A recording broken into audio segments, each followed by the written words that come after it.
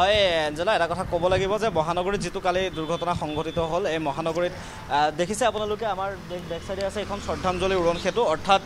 এই ফ্লাইঅভাৰখনত এই দিশৰ পৰা আহি আছিলে বাহনখন অৰ্থাৎ দিছপুৰৰ পৰা চানমাৰীৰ দিশে আহি থকা এখন বাহন আৰু তীব্ৰ বেগত আছিলে ডাষ্টাৰ বাহনখন সেই ডাষ্টাৰ বাহনখনে আহি পেলাই খুন্দা মাৰেহি এই যিটো আপোনালোকে দেখিছে ডিভাইডাৰ এতিয়াও ডিভাইডাৰটোৰ বহুত অংশ ভাগি আছে আৰু ইমান তেওঁলোক কিমান স্পীডত আছিলে এইটো কথা এতিয়া অনুমান কৰিব পৰা যায় যে গাড়ীখনৰো যিহেতু গাড়ীখন এতিয়া বৰ্তমানো আপোনাৰ আৰক্ষী থানাৰ বাহিৰত আছে আৰু গাড়ীখনৰ যদি ভিজুৱেলটো চাই আপোনালোকে এটা কথা অনুমান কৰিব পাৰিব যে খুব তীব্ৰ বেগত আছিলে সেই যিখন ডাষ্টাৰ বাহন আৰু ডাষ্টাৰ বাহনখন তীব্ৰ বেগত থকা ডাষ্টাৰ বাহনখনে আহি পেলাই এজন পথচাৰীক খুন্দিওৱাৰ লগতে এই যিটো ডিভাইডাৰ এই ডিভাইডাৰটো মই কেমেৰা পাৰ্চন ৰূপম ভৰদ্বাজক দেখুৱাবলৈ ক'ম যে সমগ্ৰ দৃশ্যটো যদি আপোনালোকে এটা প্ৰত্যক্ষ কৰে তেতিয়াহ'লে আপোনালোকে দেখিব যিটো ডিভাইডাৰ এই ডিভাইডাৰটোৰ এতিয়াও বহুত অংশ ভাগি আছে আৰু বহুত স্পীডত বা তীব্ৰ বেগত থকাৰ কাৰণে ডাষ্টাৰ বাহনখনৰ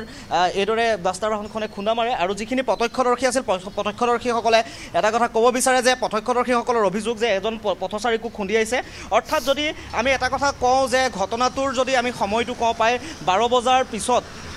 ঘটনাটো সংঘটিত হৈছে আৰু অৰ্থাৎ সেই সময়ত যিজন ড্ৰাইভাৰ আছিল গাড়ীখনৰ ডাষ্টাৰখনৰ যিজন ড্ৰাইভাৰ আছিল সেই ড্ৰাইভাৰজন হয়তো নিচাসক্ত অৱস্থাতো থাকিব পাৰে এই কথা কিন্তু বৰ্তমানলৈকে আৰক্ষীয়ে একো জানিবলৈ দিয়া নাই যদিও আৰক্ষী থানালৈ গীতানগৰ আৰক্ষী থানা যিহেতু সমীপতে গীতানগৰ আৰক্ষী থানাৰ সমীপতে কি বাহিৰতে এতিয়া বাহনখনো আছে কিন্তু বৰ্তমানলৈকে জানিব পৰা হোৱা নাই যে সেই চালকজনক বৰ্তমানলৈকে কোনো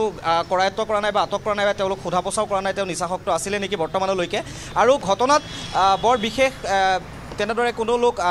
বিশেষ আহতও হোৱা নাই তথাপিও চালকজন কিছু পৰিমাণে আঘাতপ্ৰাপ্ত হৈছিল আৰু তেখেতক জিএমচিএইচত ভৰ্তি কৰাই পেলাই বৰ্তমান চালকজনো সুস্থিৰ অৱস্থাত বুলি জানিব পৰা গৈছে আৰু পথচাৰীজনো বৰ্তমান সুস্থিৰ অৱস্থা কিন্তু যদিহে এটা কথা কওঁ যে প্ৰায় পুৱতি নিশা অৰ্থাৎ 12 বজাৰ পিছত এইদৰে যিটো মহানগৰীৰ এই যিখন উৰণ সেতু আপোনালোকে এটা বস্তু দেখিব সেই এক প্ৰকাৰে ক'ব লাগিব মাজত যিটো ওখ সেই ওখৰ পৰা তললৈ এনেকৈ নামি আহিব লগা হয় আৰু দ্ৰুত বেগত যিহেতু বাহনসমূহ থাকে তেওঁলোকে কণ্ট্ৰল হেৰুৱাই যাব লগা হয় আৰু কণ্ট্ৰল হেৰুৱাৰ ফলত কেতিয়াবা এই যিখন ফ্লাইঅভাৰ আছে ফ্লাইঅভাৰখনৰ লাইটসমূহো বন্ধ হৈ থাকে যাৰ ফলত কি হয় কণ্ট্ৰলটো হেৰুৱায় আৰু কণ্ট্ৰল হেৰুৱাৰ ফলত তেওঁলোকে এনেদৰে ডিভাইডাৰ খুন্দিয়াই বা পথচাৰীৰ কোনো যদি পথেৰে পাৰ হ'ব বিচাৰে সেই পথচাৰীকো খুন্দিয়ায় আৰু এনেধৰণৰ যিসমূহ দুৰ্ঘটনা এই দুৰ্ঘটনাসমূহে কিন্তু গুৱাহাটী মহানগৰীৰ বহু লোকৰে বৰ্তমান প্ৰাণ কাহিনীছে আৰু এই যদি ডিভাইডাৰটোৰ কথা কওঁ এই ডিভাইডাৰটো আপোনালোকে দেখিছে পুৰা মাজৰ অংশত আছে কিন্তু তাৰ কাৰণে কোনো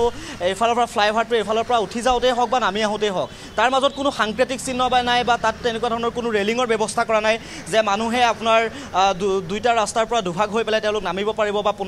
পোনে তেওঁলোকে ডিভাইডাৰটো নাপালে হয় যদিহে ৰেলিং থাকিলে হয় মাজৰ অংশছোৱা যদি আপোনালোকে দেখে পুৰা উন্মুক্ত হৈ আছে অংশছোৱা যাৰ ফলত এই দুৰ্ঘটনাটো সংঘটিত হ'বলৈ পালে কিন্তু বৰ্তমানলৈকে যিজন চালক আছিল সেই চালকজনৰ কেনেকুৱা ধৰণৰ অৱস্থা সেই কথা কিন্তু বৰ্তমানলৈকে আৰক্ষীয়েও নাজানে এঞ্জেলা